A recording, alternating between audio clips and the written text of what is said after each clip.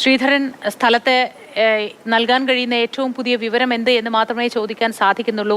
അവിടെ ഒരു വിവരങ്ങളും അറിയാൻ ഇപ്പോൾ കഴിയുന്നില്ല, കാരണം അവരാരും ഇതിനോടകം വന്ന് ബ്രീഫ് ചെയ്തിട്ടില്ല എന്ന് തന്നെ വിചാരിക്കട്ടെ. മോത്തി, ഇപ്പോൾ ഒരു ചെറിയൊരു അപ്ഡേഷൻ ഉണ്ട്.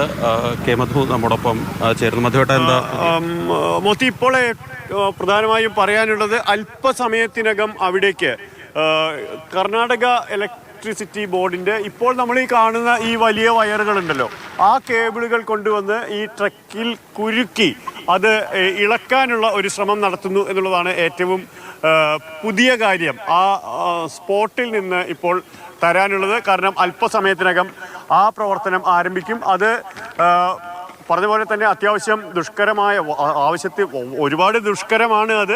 കാരണം ഈ ചെളിയിലേക്ക് ഇറങ്ങിച്ചെന്ന് അത് ഏത് വിധത്തിൽ കൊളുത്തിയെടുക്കാൻ കഴിയും എന്നുള്ള കാര്യങ്ങളൊക്കെ പരിശോധിച്ച് വരികയാണ്.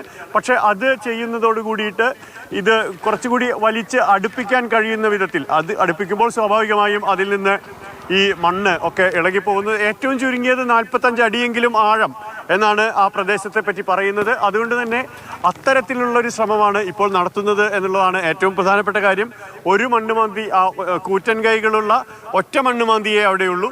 രണ്ടാമത്തെ മണ്ണുമാന്തി ആവശ്യമെങ്കിൽ കൊണ്ടുവരാം, അത് വേണ്ടി വരില്ല എന്ന വിധത്തിലാണ് ഇപ്പോൾ കാര്യങ്ങളുള്ളത്. അത് ഇപ്പോൾ അവിടെ നിന്ന് പറയാനുള്ള ഏറ്റവും പുതിയ അപ്ഡേഷൻ ഇതാണ്. KEBയുടെ കർണാടക ഇലക്ട്രിസിറ്റി ബോർഡിൻ്റെ ഈ പ്രദേശത്തെ ഇത്തരം ഈ കേബിളുകൾ ഉപയോഗിച്ചുകൊണ്ട് അത് വലിച്ച് അടുപ്പിക്കുകയോ അതിൽ നിന്ന് മണ്ണ് ഇത് കുരുക്കിട്ട് അത് എടുക്കുമ്പോൾ സ്വാഭാവികമായിട്ടും ഈ ചെളി ഇളകിപ്പോകും എന്നുള്ളൊരു പ്രതീക്ഷയുണ്ട്. ആ വിധത്തിൽ അവിടെ നിന്നുള്ള തെരച്ചിൽ പ്രവർത്തനങ്ങൾ ഊർജ്ജസ്വലമാക്കുന്നു. ആ പ്രവർത്തനം അല്പസമയത്തിനകം ആരംഭിക്കും എന്നുള്ളതാണ് അവിടെ നിന്ന് മോത്തി പറയാനുള്ള ഏറ്റവും പുതിയ കാര്യം. ബാക്കി മണ്ണുമാന്തികൾ ഉപയോഗിച്ചുകൊണ്ട് ചെറിയ മണ്ണുമാന്തികൾ കോരിയെടുക്കുന്ന മണ്ണ് മാറ്റിക്കൊണ്ടിരിക്കുന്നു. വലിയ മണ്ണുമാന്തി ഈ ചാലുകൾ ഉണ്ടാക്കുന്ന ശ്രമം ഇങ്ങേക്കരയിൽ ഇപ്പോൾ നടത്തുന്നു എന്നുള്ളതാണ് ഇപ്പോൾ അവിടെ നിന്ന് പറയാനുള്ള ഏറ്റവും പുതിയ കാര്യം. മോത്തി, മധു, AKM അഷ്റഫ് MLA അകത്തേക്ക് പോയിട്ടുണ്ടായിരുന്നു, മടങ്ങി വന്നോ? ഫോണിൽ ബന്ധപ്പെടാനോ മറ്റോ സാധിച്ചിട്ടുണ്ടോ?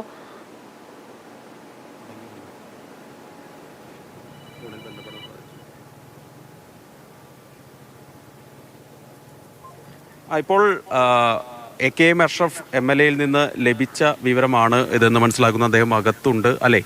അഷ്റഫ് അവിടെയുണ്ട്. അഷ്റഫ് തന്ന വിവരമാണ്. അഷ്റഫ് ഇപ്പോൾ ഏറ്റവും പുതിയ വിവരം പ്രധാനമായും ഒരു സംശയം മോത്തി ഇതിനിടയിൽ പലരും ചോദിച്ചത് 15 അടി താഴ്ചയല്ലേ ഉള്ളൂ, 15 മീറ്ററൊക്കെ എന്നൊക്കെ പറയുന്നത് ഒരു വലിയ ഒരു കണക്ക്, നമ്മുടെ ഒരു നാടൻ ഭാഷയിൽ പറഞ്ഞാൽ ഒരു കൊട്ടക്കണക്ക് പറയുകയല്ലേ, തള്ളുകയല്ലേ എന്നൊക്കെ വിളിച്ച് പലരും ചോദിച്ചിരുന്നു. ആ സാഹചര്യത്തിലാണ് അത്തരത്തിലൊരു തെറ്റ് പാടില്ല എന്ന് നിർബന്ധമുള്ളത് കൊണ്ട് അത് ഒന്ന് ക്രോസ് ചെക്ക് ചെയ്തതാണ്. അപ്പോൾ അവിടെയുള്ള ഉദ്യോഗസ്ഥരോട് ആരാഞ്ഞ ശേഷമാണ് അഷ്റഫ് പറഞ്ഞത് 45 അടിയെങ്കിലും താഴ്ചയിലാണ് ഇത് ഉള്ളത് എന്ന് പറഞ്ഞത്. അവിടെ ആ വിധത്തിൽ ഇപ്പോൾ നടക്കുന്ന പ്രവർത്തനങ്ങളെ പറ്റിയിട്ടുള്ള അപ്ഡേഷനാണ് ഇപ്പോൾ പറയാനുള്ളത്. അവിടെ നിന്ന് അഷ്റഫ് അടക്കമുള്ള ഒരുപാട് പേർ നമുക്ക് അവിടെ നിന്ന് വിവരങ്ങൾ നമ്മൾ ലഭ്യമായിക്കൊണ്ടിരിക്കുന്നു. എന്തായാലും ഒരു പ്രധാനപ്പെട്ട കാര്യം, ഈ ഒരു ശ്രമം ഫലിക്കുകയാണെങ്കിൽ നമ്മൾ ഉദ്ദേശിച്ചതിനേക്കാൾ കുറച്ചുകൂടി വേഗത്തിൽ ഇത് തീരത്തോട് അടുപ്പിക്കാൻ കഴിയും എന്നുള്ളതാണ്. നദിക്കരയോട് ചേർക്കാൻ കഴിയും എന്നുള്ളതൊരു ആശ്വാസകരമായ കാര്യമാണ്. പക്ഷേ അപ്പോഴും മോത്തി അത് എളുപ്പമല്ല. ചന്നം ഭിന്നം എന്നൊക്കെ പറയുമ്പോൾ ഓറഞ്ചിന് പലപ്പോഴും ചുവപ്പ് നിറമാണ് ഈ അങ്കോലയിൽ എന്ന് പറയേണ്ടി വരും. കാലാവസ്ഥ ഏത് നിമിഷവും മാറുന്നു എന്നുള്ളത് ഒട്ടും ആശാസ്യമല്ല. പക്ഷേ ഇപ്പോഴും വലിയ തോതിലുള്ള മഴ ഇതുവരെ പെയ്തിട്ടില്ല എന്നുള്ളതാണ് അവിടെ തെരച്ചിലിന് ഗുണമായി നിൽക്കുന്നത്. അത് പക്ഷേ എത്ര നേരം നിൽക്കും? ഇത്ര നേരം ഇങ്ങനെ നിൽക്കട്ടെ എന്ന് നമുക്ക് ആശിക്കുകയേ ഇപ്പോൾ കരണീയമായിട്ടുള്ളൂ. പക്ഷേ എടുത്തു പറയേണ്ടുന്ന കാര്യം, ഞാൻ നേരത്തെ പറഞ്ഞ ഒരു കാര്യമാണ്, നമ്മുടെ സൈനികർക്ക് കുതിച്ച് ഒഴുകി വരുന്ന ബ്രഹ്മപുത്ര നദിയെ മെരുക്കിയ ശീലമുള്ളവരാണ്. ഒരു കടലോളം വലിപ്പത്തിൽ ബ്രഹ്മപുത്ര നദി 4-5 കിലോമീറ്ററൊക്കെ പലയിടത്തും വീതിയുണ്ട്. ആ നദിയെ മെരുക്കിയ ശീലമുള്ളവർക്ക് ഇത് കഴിയും എന്നുള്ള ആത്മവിശ്വാസമുണ്ട്. ഇതിലേറെ ചെളിയാഴങ്ങൾ താണ്ടി ആ നദിയുടെ അടിത്തട്ട് കണ്ടവരാണ്. അത് ഇവിടെയും ഈ ഗംഗാവല്ലി പുഴയിലും സാധ്യമാകും എന്നുള്ള ആത്മവിശ്വാസം അവർക്കുണ്ട്. ആ ആത്മവിശ്വാസമാണ് അവരെ ഇപ്പോൾ ഓരോന്നോരോന്നായി ഈ കാര്യങ്ങൾ ചെയ്യാൻ പ്രേരിപ്പിക്കുന്നത്. അതിനുള്ള സാങ്കേതിക വിദ്യ ഇത് നമ്മൾ ഈ എളുപ്പത്തിൽ പറയുന്നതിനൊക്കെ അപ്പുറത്ത് ഇത് എങ്ങനെ കൈകാര്യം ചെയ്യണം. ഇപ്പോൾ നേരത്തെ പറഞ്ഞതുപോലെ തന്നെ അല്പസമയം മുമ്പ് വരെ നമ്മുടെ മനസ്സിൽ ഇത് എത്രത്തോളം സാധ്യമാകുമോ, ഇങ്ങനെ ഒരു ഇത്തരം കേബിളുകൾ ഉപയോഗിച്ചുകൊണ്ട് അത്തരത്തിലുള്ള എന്തെങ്കിലും സാധ്യമാകുമോ? അത്തരം കാര്യങ്ങളൊന്നും നമ്മുടെ മനസ്സിലില്ലായിരുന്നു.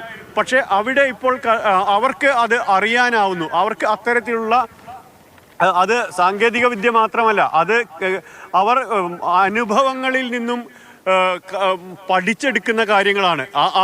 അത്തരത്തിലുള്ള കാര്യങ്ങൾ, വലിയ ശാസ്ത്രീയമായ കാര്യങ്ങൾ പറയുമ്പോൾ തന്നെ മനുഷ്യന് നമുക്ക് നാട്ടിലൊക്കെ പറയുന്ന പോലെ വളരെ എളുപ്പത്തിൽ എന്ത് ചെയ്യാൻ പറ്റും, ഒരു ആപത് ഘട്ടത്തിൽ ഏത് വിധത്തിൽ അതിനെ മറികടക്കാൻ കഴിയും എന്ന വിധത്തിലുള്ള കാര്യങ്ങൾ മനസ്സിലാക്കുന്നു. ആ അനുഭവങ്ങൾ അവിടെ പ്രയോഗിക്കുന്നു എന്നുള്ളതാണ് ഏറ്റവും പ്രധാനപ്പെട്ട കാര്യം.